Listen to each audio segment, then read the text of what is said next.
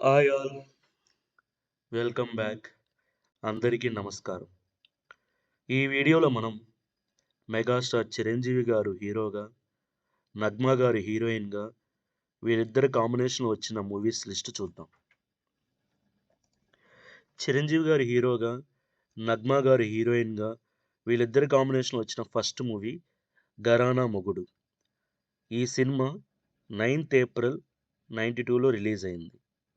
ఈ సినిమాకి direction K. Raghavendra రావు గారు. చిరంజీవి గారు హీరోగా, నగ్మా గారు హీరోయిన్‌గా వచ్చిన నెక్స్ట్ మూవీ 'ముగ్గురు మొనగాళ్ళు'. ఈ సినిమా 7th జనవరి 94లో రిలీజ్ అయింది. ఈ సినిమాకి డైరెక్షన్ కె. రాఘవేంద్ర రావు గారు.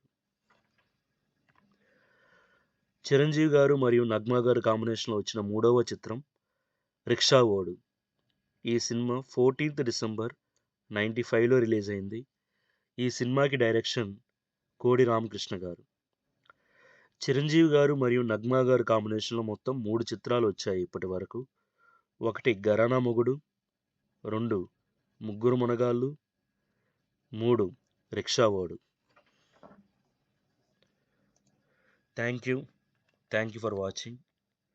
మరిన్ని తెలుగు సినిమా న్యూస్ కోసం please subscribe the channel. Thank you.